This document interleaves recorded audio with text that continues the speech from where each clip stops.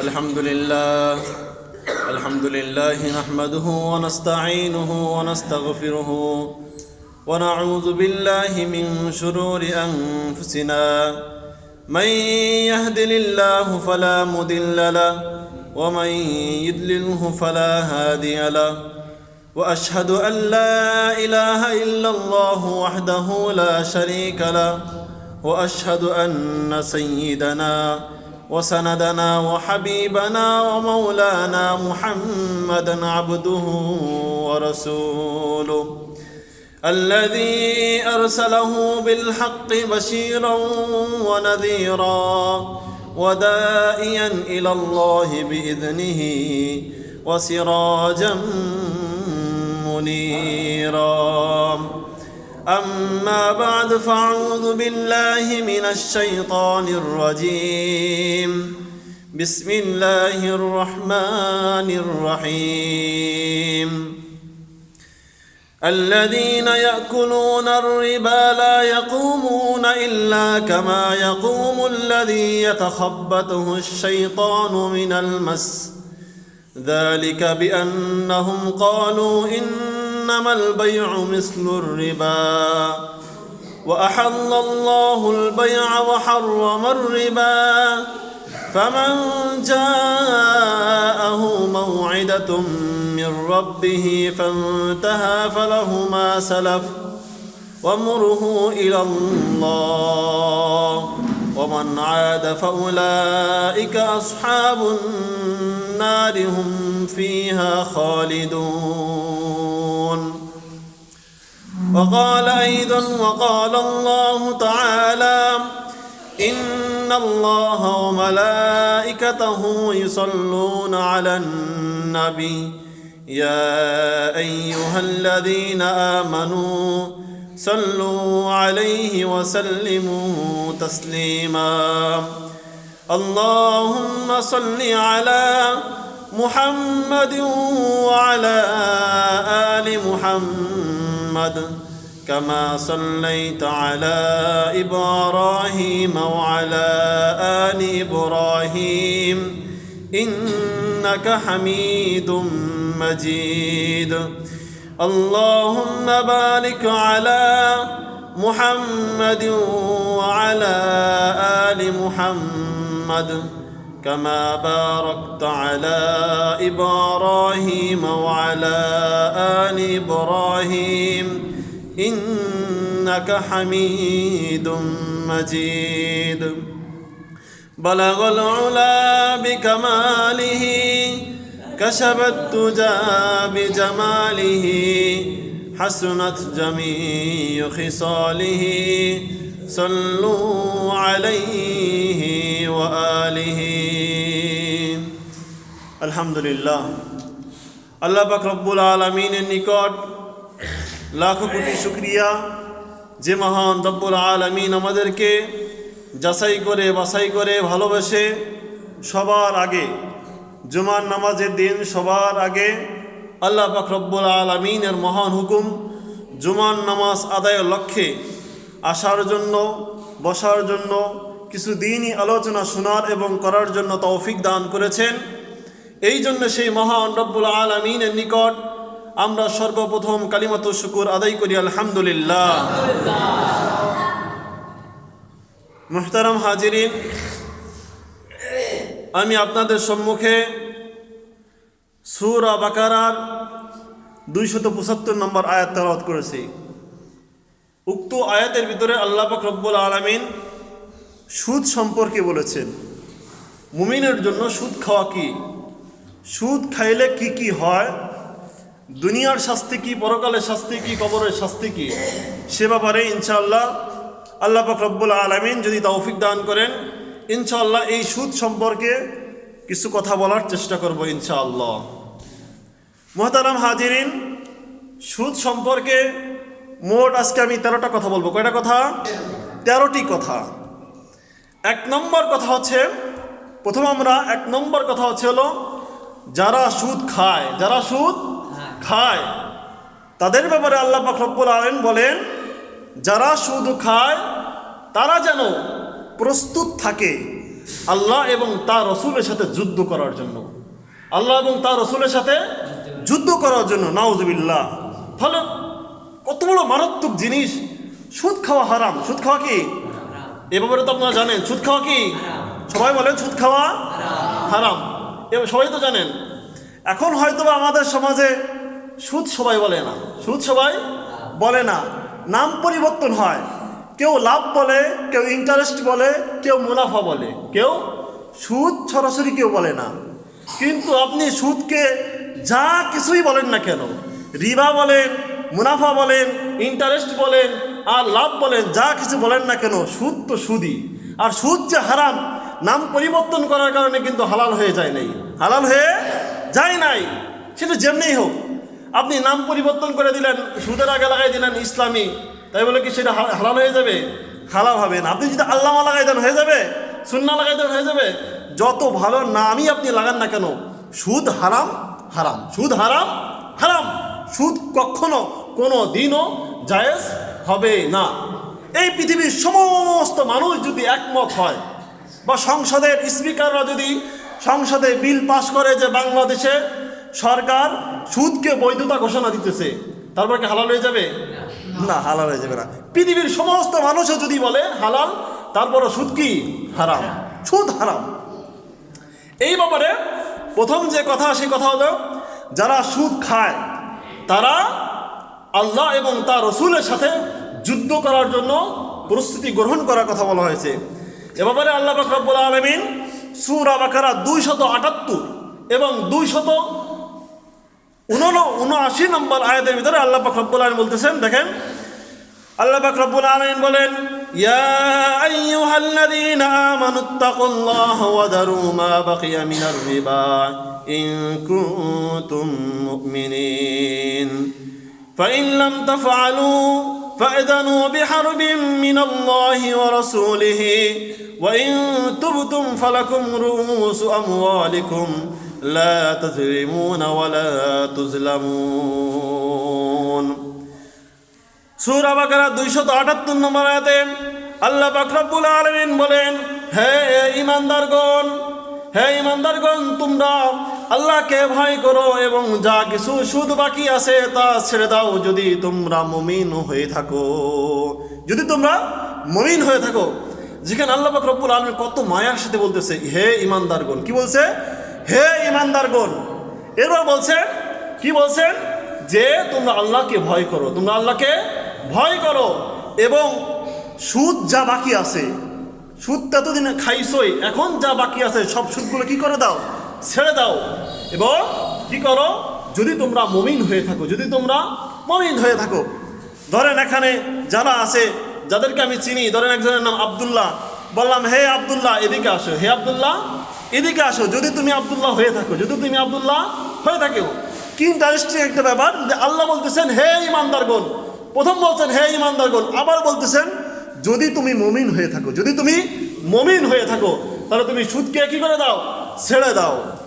এরপরে আল্লাহ পাক রব্বুল আলামিন বলতেছেন যে ফাইন লাম তাফআলু ফাআযানু বিহারবিন মিনাল্লাহি ওয়া রাসূলিহি ওয়া ইন তুবতুম ফালাকুম রুউসু আমওয়ালিকুম লা তাযলিমুনা ওয়া লা তুযলামুন। যদি তোমরা না করো, অর্থাৎ যদি তোমরা সুদ না ছাড়ো, তবে তোমরা আল্লাহ ও তার রসুলের পক্ষ থেকে যুদ্ধের ঘোষণা জেনে নাও, আল্লাহ এবং তার রসুলের কাছ থেকে যুদ্ধের ঘোষণা জেনে নাও। আর যদি তোমরা তওবা করো, তবে তোমাদের জন্য থাকবে তোমাদের মূলধন এবং কারো উপর জুলুম করা হবে না, এবং তোমাদের উপর জুলুম করা হবে না। তোমরা কারো উপর জুলুম করবে না, তোমাদের উপর জুলুম করা হবে না। আর যদি তোমরা সুদ না ছাড়ো, আল্লাহ বলতেছে আর যদি ফাইন লাম তাফআলু, আর যদি তোমরা সুদ না ছাড়ো, ফাআযানু বিহারবিন মিনাল্লাহি ওয়া রাসূলিহি, অতএব তোমরা জেনে রাখো আল্লাহ এবং তার রসুলের সাথে যুদ্ধ করার জন্য তোমরা কি করো? প্রস্তুতি গ্রহণ করো। তার মানে বোঝেন সুদ খাওয়া কত একটা মারাত্মক গুনাহ যে আল্লাহ এবং তার রসুলের সাথে যুদ্ধের ঘোষণা আসছে। চিন্তা করেন ওই হাসরের ময়দানে আমাদের অবস্থা কি হবে?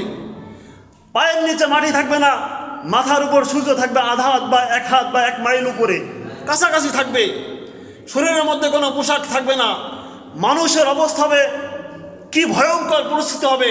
তখন যদি আল্লাহ পাক রব্বুল আলামিন বলেন, হে সুদখোরের দল, তোমরা আসো, তুমি প্রস্তুতি গ্রহণ করো আমার সাথে আর আমার রাসূলের সাথে যুদ্ধের ঘোষণা আসছে, তুমি প্রস্তুতি গ্রহণ করো, তখন আমাদের কি অবস্থা হবে? কি অবস্থা হবে তখন? সেই ব্যাপারে আল্লাহ পাক রব্বুল আলামিন বললেন, প্রথমে যে 13টা কথা বলবো, 13টা কথা, প্রথম কথা কি ছিল? যে যারা সুদ খাবে তারা আল্লাহ এবং তার রাসূলের সাথে যুদ্ধের ঘোষণা তাদের ক্ষেত্রে আসছে। 2 নম্বর কথা হলো, সুদখোরকে কিয়ামতের দিন পাগল হয়ে উঠতে হবে। আল্লাহ পাক রব্বুল আলামিন এই ব্যাপারে কোরআনে পাকের ভিতরে সূরা বাকারার 275 নম্বর আয়াতে আল্লাহ পাক রব্বুল আলামিন বলেন, আল্লাযীনা ইয়াকুলুনার রিবা লা ইয়াকুমুনা ইল্লা কামা ইয়াকুমুল্লাযী ইয়াতাখাব্বাতুহুশ শাইতানু মিনাল মাস। আল্লাযীনা ইয়াকুলুনার রিবা, যারা সুদ খায়, যারা সুদ খায়, লা ইয়াকুমুনা ইল্লা কামা ইয়াকুমুল্লাযী ইয়াতাখাব্বাতুহুশ শাইতানু মিনাল মাস, তাদেরকে আল্লাহ পাক রব্বুল আলামিন ওই কিয়ামতের ময়দানে জিনে মানুষকে ধরলে যে অবস্থা হয়, পাগলের আকৃতি হয়ে যায়, সে পাগলের আকৃতি হয়ে উঠাবেন। পাগল যেমন করে, ছোটাছুটি করে, লাফালাফি করে, জিনে ধরলে যেমন করে, ঠিক তেমনি যারা দুনিয়াতে যারা সুদ খেয়েছে তাদেরকে আল্লাহ পাক রব্বুল আলামিন ওই হাসরের ময়দানে ঠিক তেমনি উঠাবেন। এরপরে আল্লাহ পাক রব্বুল আলামিন বলতেছেন, শোনেন, ذلك بأنهم قالوا إنما البيع مثل الربا, তাদের এই অবস্থা হয়েছে এই কারণে যে তারা বলেছিল সুদ তো ব্যবসার মতোই। সুদ কিসের মতো? তারা বলতেছে সুদ তো ব্যবসার মতোই। দেখবেন আমাদের সমাজে যারা সুদ খায় তারা ব্যাখ্যা বিশ্লেষণ শুরু করে ঘুরে ফিরাইয়া তারা সুদকে জায়েজ বানায়। তারা সুদকে কি বানায়? এটা তো ব্যবসায়, এটা তো কি, এটা তো ব্যবসায়। দেখুন, কোনো লোক, কোনো ব্যাংকের লোক আপনাদের কাছ থেকে লোন নিতে আসে বা টাকা নিতে আসে বা আপনাদেরকে ডিপোজিট করতে আসে, তখন দেখবেন ওরা কত সলচাতুরির মাধ্যমে বলে, না এটা সুদ না তো, এভাবে এটা মুনাফা পাবেন, আপনি এত পার্সেন্ট পাবেন, তত পার্সেন্ট পাবে, ঘুরেই ফিরেই বলে। তাদের ব্যাপারে আল্লাহ পাক রব্বুল আলামিন বলতেছেন, যালিকা বিআন্নাহুম ক্বালু ইন্নামাল বাইউ মিসলুর রিবা, তারা বলেছিল যে ব্যবসা তো সুদের মতোই, ব্যবসা তো সুদের মতোই। অথচ আল্লাহ পাক রব্বুল আলামিন কি বলতেছেন? পরে আয়াতে বলে, ওয়াহাল্লাল্লাহুল বাইআ ওয়া হাররামার রিবা, অথচ আল্লাহ পাক রব্বুল আলামিন ব্যবসাকে করেছেন হালাল এবং সুদকে করেছেন হারাম। ব্যবসাকে করেছেন কি? হালাল, এবং সুদকে করেছেন হারাম। কিন্তু ওই প্রতারকরা কি বলছিল? যে সুদ তো ব্যবসার মতোই। সুদ তো কিসের মতো? ব্যবসার মতোই। এরপরে আল্লাহ পাক রব্বুল আলামিন বলেন, ফামান জাআ মাউইদাতুম মির রাব্বিহি ফান্তাহা মা সালাফ ফালাহু মা সালাফ ওয়া আমরুহু ইলাল্লাহি ওয়া মান আদা ফাউলাইকা আসহাবুন নার হুম ফিহা খালিদুন। যারা বুদ্ধিমান তারা এই সুদকে ছেড়ে দিবে, তারা সুদকে কি করে দেবে? ছেড়ে দিবে। আর যারা বুদ্ধিমান নয়, যারা পাগল, তারা সুদকে ছাড়বে না, আর তাদের জন্যই রয়েছে জাহান্নামের চিরস্থায়ী কঠিন শাস্তি। নাউজুবিল্লাহ। এবারে 3 নম্বর সুদের ব্যাপারে যে কথা, 3 নম্বর কথা হলো, যারা সুদ খায় তাদেরকে গলা টিপে উঠানো হবে। উমদাতুল কারীর ভিতরে আছে, রাসূল সাল্লাল্লাহু আলাইহি ওয়াসাল্লামের এক সাহাবী বলেন, যারা সুদ খাবে তাদেরকে কিয়ামতের ময়দানে 2 জন ফেরেশতা গলা চিপে ধরবে, গলা চিপে ধরে তাদেরকে উঠানো হবে। ঠিক কেমনে? যেমন একজন লোককে যদি ফাঁসি দেওয়া হয়, কেউ যদি গলার সাথে রশি লাগায়, তখন সে যেমনি ছটফট ছটফট করতে থাকে, ঠিক তেমনি 2 জন ফেরেশতা তার গলা টিপে এবং উঁচু করে ধরবে, আল্লাহ দরবারে উঠাবে, বলবেন যে এই লোক সুদ খেয়েছিল, এই সুদখোর, তাকে এইভাবে উঠানো হবে। 4 নম্বর কথা, সুদখোর আল্লাহ পাক রব্বুল আলামিন এর পক্ষ থেকে সে গজবকে ডেকে আনে সুদ খাওয়ার জন্য। কি টেনে আনে? যে সুদ খায়, সমাজের মধ্যে যদি একজন সুদখোর থাকে তাহলে ওই লোক গজব টেনে আনে। কি টেনে আনে? গজব টেনে আনে। যেই গজব আল্লাহ দিতে চান নাই, কিন্তু এই সুদখোরের কারণে কি গজব নেমে আসছে। এই ব্যাপারে আত-তারগীব শরীফের হাদিস, আব্দুল্লাহ ইবনে আব্বাস রাদিয়াল্লাহু তাআলা আনহু বলেন, 2 কারণে রাসূলুল্লাহ সাল্লাল্লাহু আলাইহি ওয়াসাল্লাম বলেছেন, 2 কারণে সমাজের মধ্যে গজব নেমে আসে, 2টা অপরাধের কারণে। এর ভিতরে 1 নম্বর অপরাধ হচ্ছিল সুদখোর। সুদের কারণে, সুদখোরের কারণে 2 নম্বর এই কাজ হচ্ছে, অপরাধ হচ্ছে যখন সমাজের মধ্যে, এলাকার মধ্যে যখন জিনা ব্যভিচারের সংখ্যা বেড়ে যায়। কিসের সংখ্যা বেড়ে যায়? জিনা ব্যভিচারের সংখ্যা বেড়ে যায়। তখন আল্লাহ পাক রব্বুল আলামিনের পক্ষ থেকে গজব নেমে আসে। এই দুই শ্রেণীর অপরাধীরা গজবকে টেনে আনে। আল্লাহ গজব দিতে চান না, কিন্তু ওদের পাপের কারণে গজব নিয়ে আসে। 5 নম্বর কথা, এই সুদখোরের কারণে দুর্ভিক্ষের গজব টেনে আনে। এই সুদখোর যখন সুদ খায় তার কারণে সমাজের মধ্যে দুর্ভিক্ষ টেনে আনে। দুর্ভিক্ষ কেমন হয়? যেমন দুর্ভিক্ষ হতে পারে পানির মাধ্যমে। এমন দুর্ভিক্ষ দেখা দিছে যে আল্লাহ পাক রব্বুল আলামিন নারাজ হয়ে গেছেন, সে পানি দেন না। আবার এমন দুর্ভিক্ষ হইতে পারে সবার ধানের মধ্যে সবাই ধান লাগাইছে, সবাই কি লাগাইছে? ধান লাগাইছে, কিন্তু আল্লাহ পাক রব্বুল আলামিন এমন একটা রোগ দিয়েছেন, এমন একটা পোকা দিয়েছে, সেই পোকার কারণে সমস্ত ধান খেয়ে সব সাফ করে দিছে। এমন হয় না অনেক সময়? এই সমস্ত পাপগুলো হয় এই সুদখোরদের কারণে। এই সমস্ত পাপ হয় সুদখোরদের কারণে। এরপরে 6 নম্বর হচ্ছে সুদখোরের পেটে সাপ ঢুকায়। বিশ্বনবী সাল্লাল্লাহু আলাইহি ওয়াসাল্লামের সাহাবী হযরত আবু হুরায়রা রাদিয়াল্লাহু তাআলা আনহু বলেন, ইবনে মাজাহ শরীফের হাদিসে যে বিশ্বনবী সাল্লাল্লাহু আলাইহি ওয়াসাল্লাম আমাদের কাছে বর্ণনা করছেন যে বিশ্বনবী সাল্লাল্লাহু আলাইহি ওয়াসাল্লাম যখন মিরাজের রাত্রে জাহান্নামে ভ্রমণ করতে গিয়েছিলেন, বিশ্বনবী সাল্লাল্লাহু আলাইহি ওয়াসাল্লাম 7 জমিন 7 আসমান ভ্রমণ করেছেন, জান্নাত জাহান্নাম ভ্রমণ করেছেন। তখন ফেরেশতারা বিশ্বনবী সাল্লাল্লাহু আলাইহি ওয়াসাল্লামকে জাহান্নামের দিকে নিয়ে গেলেন, দেখালেন কার কোন শাস্তি হইতেছে। তখন দেখলেন বিশ্বনবী সাল্লাল্লাহু আলাইহি ওয়াসাল্লাম একটা লোক বসে আছে, একটা লোক স্বাভাবিকভাবে বসে আছে, কিন্তু তার পেটটা বিশাল বড় একটা ঘরের মতো। তার পেট কিসের মতো? বিশাল বড় একটা ঘরের মতো। কিন্তু ওই পেটের ভিতরে দেখে বিশাল বিশাল বড় বড় সাপ পেটের ভিতরে ঠুকরাচ্ছে। তখন বিশ্বনবী সাল্লাল্লাহু আলাইহি ওয়াসাল্লাম ফেরেশতাকে জিজ্ঞেস করলেন, হে ফেরেশতা, হে জিবরাইল, এই লোকের পেট এত বড় কেন এবং তার পেটের মধ্যে এত সাপ কেন? তখন বললে, ইয়া রাসূলুল্লাহ, ইয়া হাবিবাল্লাহ, ছিল সেই লোক যে দুনিয়াতে সুদ খেয়েছিল, সুদের লেনদেন করেছিল। এই জন্য আল্লাহ পাক রব্বুল আলামিন তাকে এই অবস্থায় রেখেছেন, তার পেটের মধ্যে কিয়ামত পর্যন্ত এভাবে সাপে দংশন করতে থাকবে। নাউজুবিল্লাহ, নাউজুবিল্লাহ। এত বড় পেট বানাবে আল্লাহ পাক রব্বুল আলামিন। এই জন্য সুদ থেকে বেঁচে থাকা চাই, সুদ থেকে বেঁচে থাকা চাই। আমার সংসারে যত বড় অভাব আসুক না কেন, সুদ আনার কারণে কিন্তু আপনার অভাব দূর হয়ে যাবে না। মনে রাখবেন, সুদ যদি আপনার ইনকামের ভিতরে ঢোকে তাহলে কোনো দিনও আপনার অভাব দূর হবে না, কোনো দিনও না। এবারে 8 নম্বর কথা, সুদখোর দুনিয়া ও আখিরাতে সব জায়গায় অভিশপ্ত হয় এবং দুনিয়ার জিন্দেগিও তার নষ্ট হয়ে যায় এবং আখিরাতের জিন্দেগিও নষ্ট হয়ে যায়। বিশ্বনবী সাল্লাল্লাহু আলাইহি ওয়াসাল্লাম বলেন, 7 শ্রেণীর অপরাধীরা আছেন, তাদের দুনিয়াও নষ্ট হয়ে যায় এবং আখিরাতও নষ্ট হয়ে যায়। এর ভিতরে 1 নম্বর হচ্ছে যারা আল্লাহর সাথে শিরক করে। কি করে? আল্লাহর সাথে শিরক করে। 2 নম্বর যারা জাদু করে। 3 নম্বর যারা অন্যকে অন্যায়ভাবে মানুষদেরকে হত্যা করে। 4 নম্বর হচ্ছে যারা সুদ খায়। 5 নম্বর হচ্ছে যারা এতিমের মাল আত্মসাৎ করে। 6 নম্বর হচ্ছে যারা জিহাদ থেকে, ধর্মযুদ্ধ থেকে পলায়ন করে পালায় চলে যায়। 7 নম্বর হচ্ছে যারা সতী সাধী নারী, যারা একজন ভালো নারীকে অপবাদ দেয়। ভালো নারীকে কি দেয়? অপবাদ দেয়। একজন নারী ভালো কোনো কাজ করে না, খারাপ কাজ করে না, কিন্তু তাকে কি দিছে? অপবাদ দিছে, সে খারাপ কাজ করছে। এই কাজটা মারাত্মক অপরাধ। কারণ এভাবে হয়তো একবার হযরতে আয়েশা সিদ্দিকা রাদিয়াল্লাহু তাআলা আনহার ক্ষেত্রে হয়েছিল না? হয়তো আয়েশা সিদ্দিকা রাদিয়াল্লাহু তাআলা আনহাকে দুষ্ট মুনাফিকরা তারা অপবাদ দিছিল। অপবাদ দেওয়ার কারণে বিশ্বনবী সাল্লাল্লাহু আলাইহি ওয়াসাল্লাম আয়েশা রাদিয়াল্লাহু তাআলা আনহার কাছ থেকে অনেক দিন যাবত তারা বিচ্ছিন্ন ছিলেন, কথাবার্তা বলেন নাই। এরপরে যখন আল্লাহ পাক রব্বুল আলামিন আয়াত নাজিল করলেন, তারপরে তখন হযরত রাসূল কারীম সাল্লাল্লাহু আলাইহি ওয়াসাল্লাম নিশ্চিত হলেন যে আয়েশার বিরুদ্ধে কি দেওয়া হয়েছিল? অপবাদ দেওয়া হয়েছিল। এই অপবাদ দেওয়া মারাত্মক থেকে মারাত্মক অপরাধ।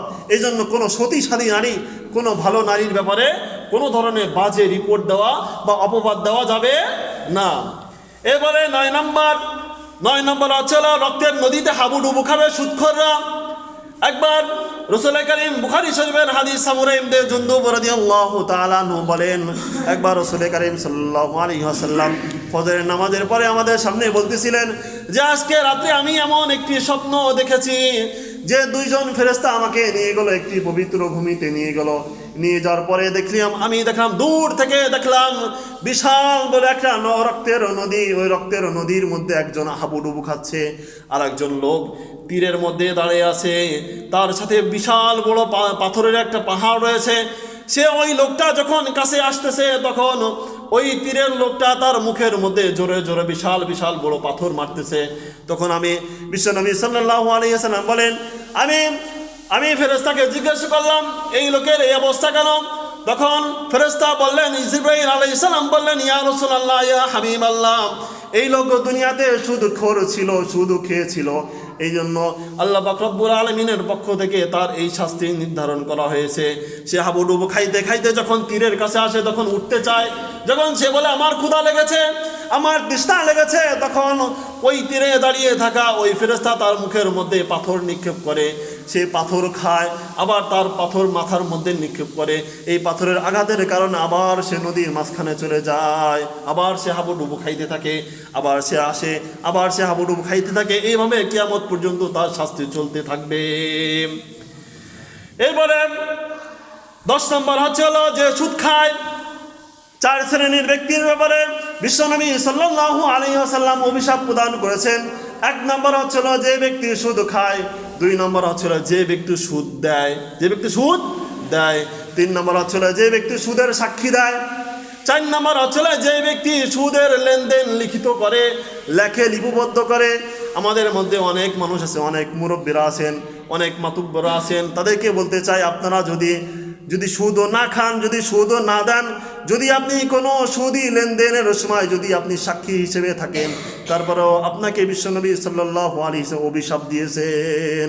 এই জন্য আমরা নামাজ পড়ি, রোজা রাখি, আমরা দাঁড়িয়ে রাখছি, সব কিছু করি, মাতুব্বরি সর্দারি করেন, কোনো সমস্যা নাই, কিন্তু অন্যায়কে প্রশ্রয় দেওয়া যাবে না, অন্যায় কাজ করা যাবে না, অন্যায়কে সমাজের ভিতরে প্রতিষ্ঠিত হতে দেওয়া যাবে না। এই জন্য যারা মাতুব্বর আছেন, যারা বড় আছেন, যারা নামাজ কালাম পড়েন, খবরদার, আপনারা তো সুদ খাবেনই না, এমনকি সুদ দিবেন না, এবং সুদের সাক্ষীও হবেন না। খবরদার। অনেক সময় দেখা যায় যে ব্যাংকে লোন দেয়, লোন আনার সময় অনেকে সাক্ষী হিসেবে ওই যে কিস্তির খাতার মধ্যে লেখে, যে সাক্ষী দিল সে কিন্তু ওই সুদ খাওয়ার মতোই সে গুনাহগার হইল। এই জন্য লেখা যাবে না, কোনো সাক্ষীও দেওয়া যাবে না। অনেকে এনজিওরা আসে না, খোঁজ খবর নেওয়ার জন্য আসে, ওকে কি সুদ দেওয়া যায় কিনা, ওকে কি টাকা লোন দেওয়া যায় কিনা, এই ব্যাপারে যদি আপনি সাক্ষী দেন যে হ্যাঁ দেওয়া যায়, দেন, সমস্যা নাই, এটা সেটাই বলেন, তাহলে আপনি এই কাতারে সামিল হয়ে গেলেন। এবারে 4 নম্বর কি, যারা সুদের লেনদেন লেখে, যেমন যারা এই কিস্তি, অর্থাৎ এই এনজিওগুলোতে যারা চাকরি করে, এখন যারা শিক্ষিত সমাজের যারা লোকজন আছেন, অনেকেই তো শিক্ষিত ভাই, আপনাদের কাছে কর্জের অনুরোধ, আপনারা চাকরি করেন, সমস্যা নাই, কিন্তু এমন কোনো চাকরি করেন না যেই চাকরি করার কারণে পরকালে আপনি সব বরবাদ, পরকালে বরবাদ, দুনিয়াও বরবাদ।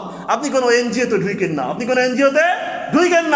আপনি কোনো ব্যাংকের কারবারিতে ঢুকেন না, কারণ বাংলাদেশে যতগুলো ব্যাংক আছে, ইসলামী হোক অনিসলামী হোক, একটা ব্যাংকও সুদ ছাড়া নাই। আপনি যতই যা কিছু বলেন না কেন, যত ইসলামী লাগান আর যা কিছু লাগান, সুদ কিন্তু তারা যেভাবেই হোক তারা বলতেছে, মুনাফা বলে, ইন্টারেস্টিং বলে, এটা বলে সেটা বলে, কিন্তু সুদ তো সুদি। ব্যাংকে লেনদেন করা যাবে না, এই জন্য ব্যাংকের চাকরি থেকেও বিরত থাকতে হবে। এরপরে 11 নম্বর হচ্ছে যারা সামান্যতম সুদ খায়। বিশ্বনবী সাল্লাল্লাহু আলাইহি ওয়াসাল্লাম মুস্তাদরাক শরীফের হাদিস, যারা সামান্যতম সুদ খায় তারা 36 বার জিনা করলে যেই গুনাহ হয় সেই গুনাহ তাদের আমলনামায় লেখা হয়। নাউজুবিল্লাহ 36 বার যদি কেউ জিনা করে সেই গুনাহ তার আমলনামায় লেখা। শুধু 1 টাকা যদি 1 টাকা কয় টাকা যদি 1 টাকা খায়, 1 টাকা। এরপরে 12 নম্বর হচ্ছে 4 জন ব্যক্তিকে আল্লাহ পাক রব্বুল আলামিন জান্নাত দিবেন না। কয়জন ব্যক্তিকে? 4 জন ব্যক্তিকে আল্লাহ পাক রব্বুল আলামিন জান্নাত দিবেন না, এই ব্যাপারে ওয়াদা করেছেন। এর ব্যাপারে 1 নম্বর হচ্ছে যারা সব সময়ের জন্য মদ খায়। কি খায়? যারা মদ্যপান করে, মদ্যপান করতে করতে যে মৃত্যুবরণ করেছে তাকে আল্লাহ পাক রব্বুল আলামিন কোনো দিনও জান্নাত দিবেন না। এই ব্যাপারে রাসূল সাল্লাল্লাহু আলাইহি ওয়াসাল্লাম বলছেন যে এটা আল্লাহর হক যে 4 শ্রেণীর ব্যক্তিকে আল্লাহ পাক রব্বুল আলামিন জান্নাত দিবে না। 1 নম্বর হচ্ছে যারা মদ খায়, 2 নম্বর হচ্ছে যারা সুদ খায়, 2 নম্বর যারা সুদ খায়। তিন নম্বর হচ্ছে না যারা এতিমের মাল আত্মসাৎ করে, এতিমের মাল আত্মসাৎ করে। এখন বলতে পারেন তো আমরা এতিমের মাল আত্মসাৎ করি না। আমাদের সমাজের ভিতরে এমন অনেক ব্যক্তি আছে, দুই ভাই, কয় ভাই?